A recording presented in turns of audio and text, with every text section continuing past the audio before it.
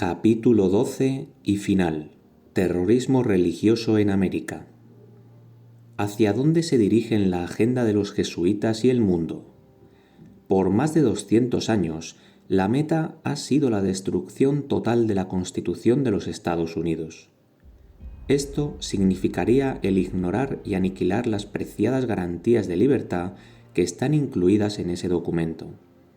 El derecho a la libre expresión, la libertad de prensa, la libertad religiosa y el derecho de adorar a Dios de acuerdo a lo que dicte la conciencia propia, el derecho a portar armas, el derecho a ser juzgado de forma justa y el derecho a la privacidad propia serían eliminados.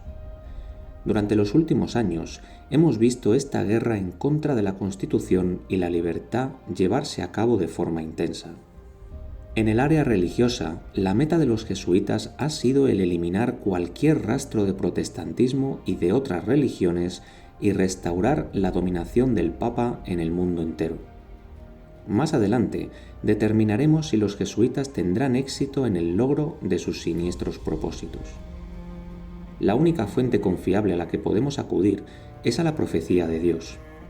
La Biblia ha predicho un suceso detrás de otro a través de la historia, y cada uno ha sucedido tal y como la Biblia lo ha dicho.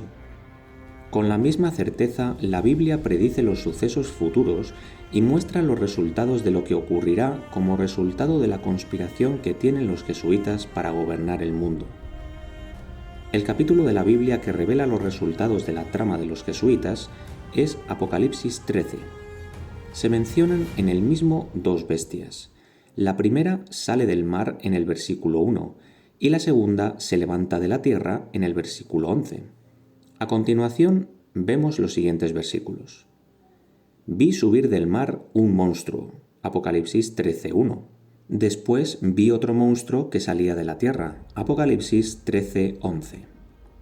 Para poder entender estos versículos es necesario determinar lo que significa la palabra monstruo en la profecía bíblica y lo que representa en el mar y la tierra. La Biblia se interpreta a sí misma. El libro de Daniel muestra que la bestia representa un reino, o como podríamos decir hoy, una nación o un país. Estos 4 monstruos son 4 reyes que dominarán al mundo. Por tanto, dice que la cuarta bestia será el cuarto reino sobre la tierra y que será distinto de todos los reinos. Esto lo vemos en Daniel 7, versículos 17 y 23. Vemos cómo Apocalipsis 13 discute los dos poderes que vendrán a tener prominencia en el mundo. Estos dos poderes tienen su comienzo en diferentes lugares del mundo, uno sale del mar y el otro se levanta de la tierra. Más tarde veremos lo que significa el agua en la profecía bíblica. El ángel me dijo también, las aguas que viste sobre las cuales está sentada la prostituta son pueblos, gentes, lenguas y naciones.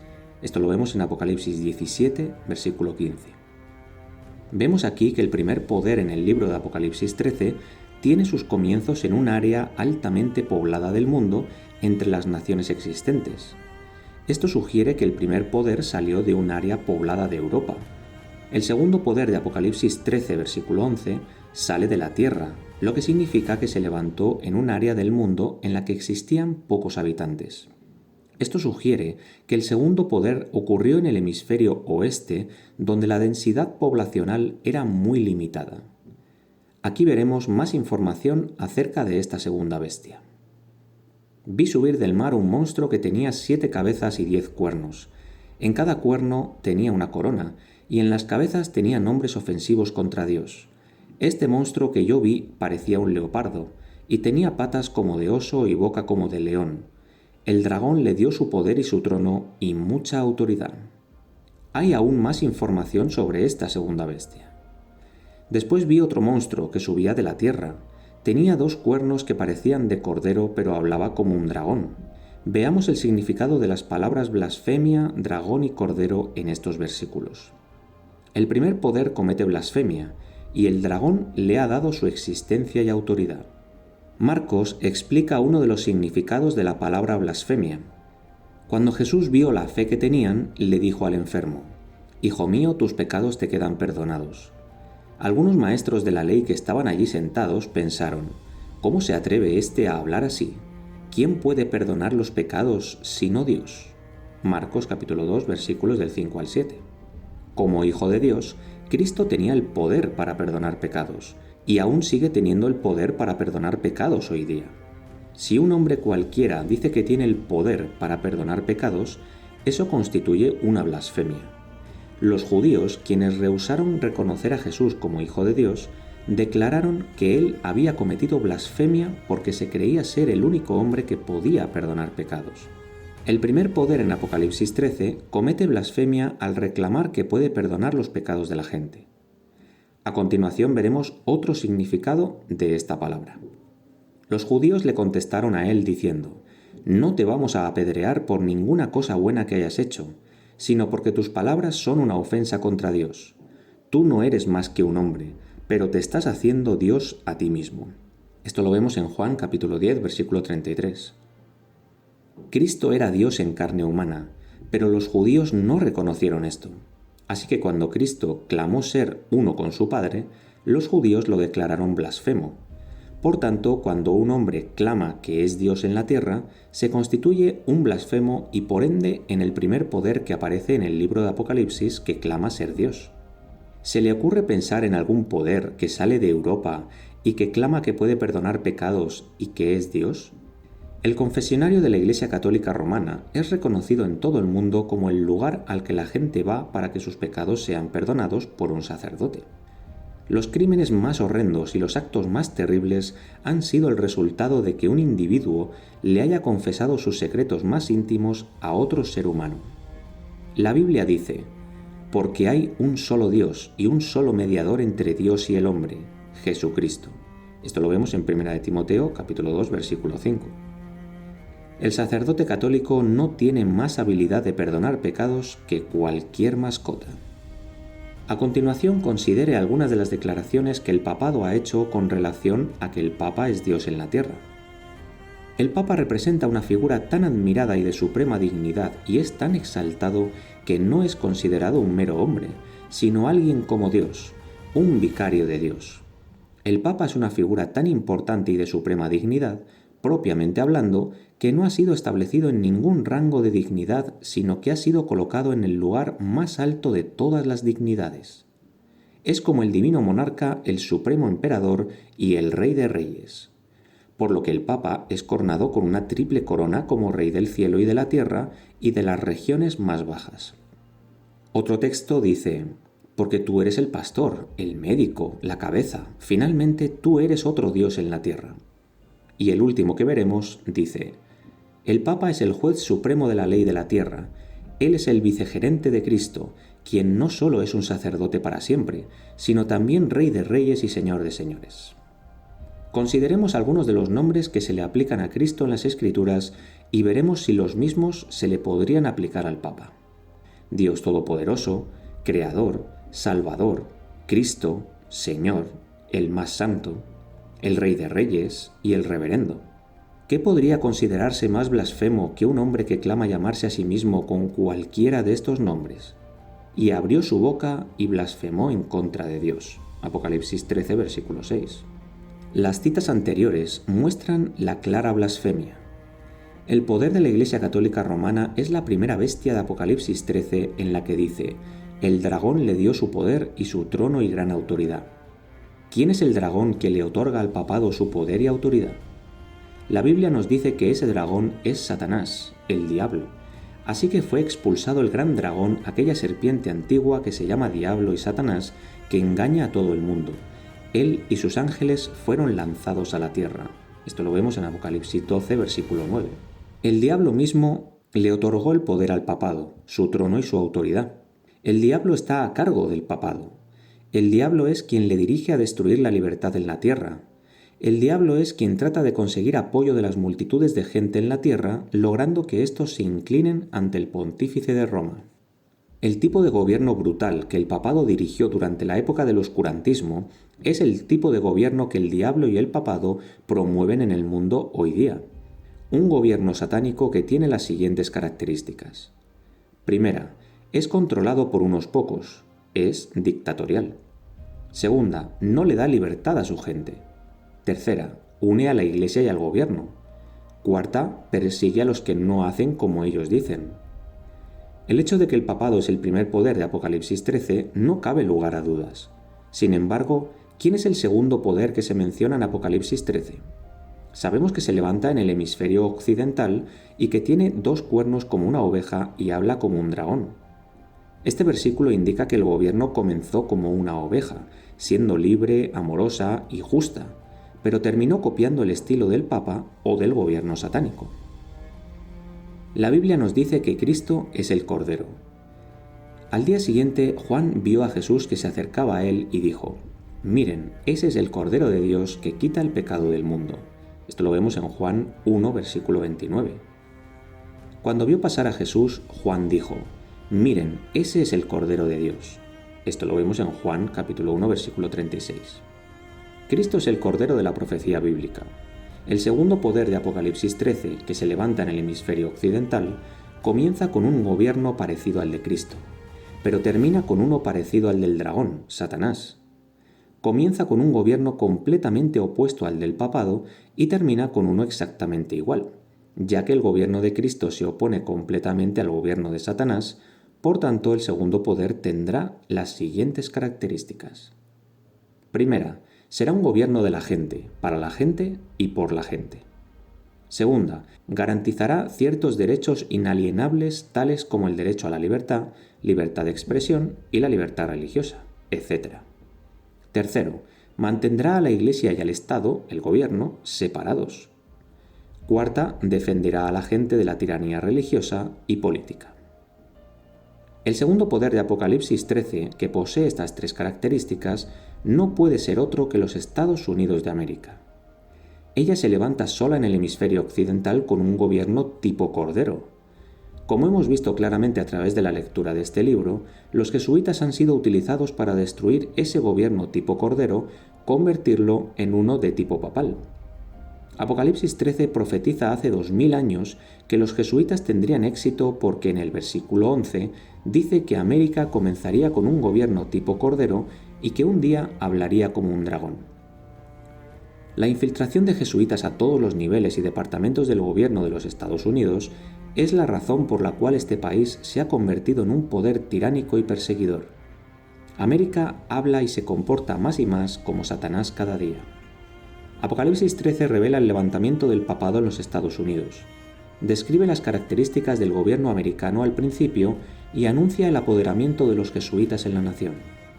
También nos muestra el poder dictatorial que tenía el papado antes de la gran reforma protestante. Adoraron al dragón porque había dado autoridad al monstruo diciendo: ¿quién hay como este monstruo y quién podrá luchar contra él? Durante la época del oscurantismo, el mundo estaba adorando a los pies del pontífice romano. Cuando surge Martín Lutero y la Reforma Protestante, se le dio la Biblia a la gente en su propio idioma como regla única de fe y de práctica. El grito de los reformistas era la Biblia. Con el paso del tiempo, muchos miles de personas aceptaron las enseñanzas que encontraron solamente en la Biblia. Comenzó entonces una época en la que se requería que el mundo entero adorara al Papa bajo pena de muerte, y los Estados Unidos serían la potencia mundial que presionaría al mundo a someterse al Papa. Y tenía toda la autoridad del primer monstruo en su presencia y hacía que la tierra y sus habitantes adoraran al primer monstruo, el que había sido curado de su herida mortal. Y al segundo monstruo se le dio el poder de dar vida a la imagen del primer monstruo, para que aquella imagen hablara e hiciera matar a todos los que no la adorasen. Esto lo vemos en Apocalipsis 13, versículos 12 y 15. ¿Cómo adoraría el mundo al Papa? ¿Qué señal revelaría la autoridad del Papa en la tierra? Debemos examinar cómo define la Escritura la palabra adoración. La forma en la cual respondemos a ello determina nuestro destino tal y como señala el versículo a continuación. Después lo siguió otro ángel, el tercero, que decía con fuerte voz: si alguno adora al monstruo y a su imagen y se deja poner su marca en la frente o en la mano, tendrá que beber el vino de la ira de Dios, que será preparado puro en la copa de su enojo y será atormentado con fuego y azufre delante de los santos ángeles y del Cordero. Esto lo vemos en Apocalipsis 14, versículos 9 y 10. Esta es la advertencia más severa de parte de Dios en toda la Biblia. Los próximos versículos mostrarán la diferencia entre la adoración verdadera y la adoración falsa. De nada sirve que me rinda culto. Sus enseñanzas son mandatos de hombre. porque ustedes dejan el mandato de Dios para seguir las tradiciones de los hombres. También les dijo, para mantener sus propias tradiciones a ustedes pasan por alto el mandato de Dios. Esto lo vemos en Marcos 7, versículos 7 al 9. A los judíos se le dieron los 10 mandamientos en el libro de Éxodo 20.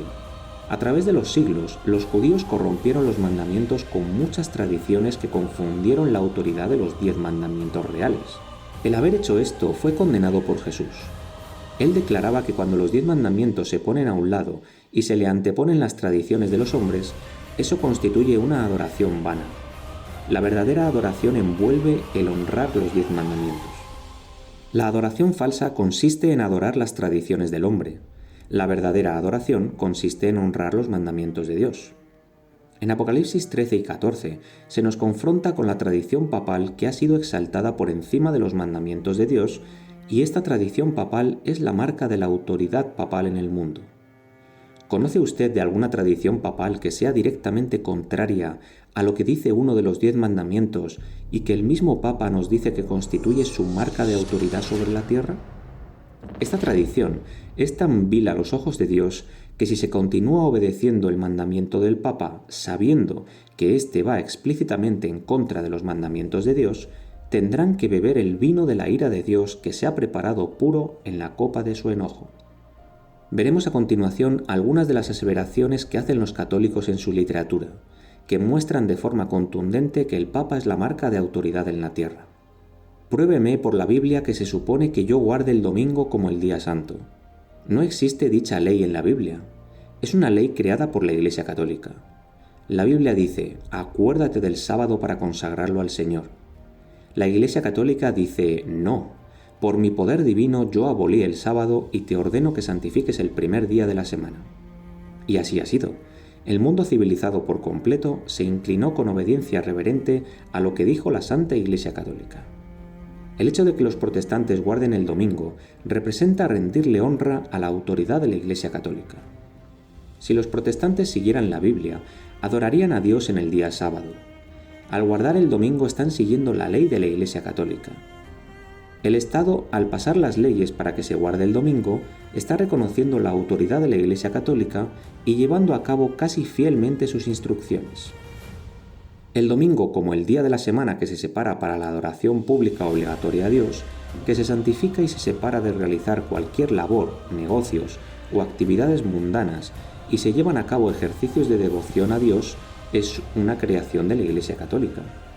Los protestantes han aceptado el domingo en vez del sábado como el día de adoración a Dios, copiando a la Iglesia Católica después que ésta realizó el cambio.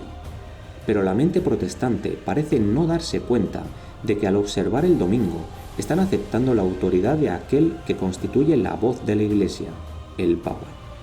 Es bueno recordarles a los presbiterianos, bautistas, metodistas y a todos los demás cristianos que la Biblia no respalda el guardar el domingo.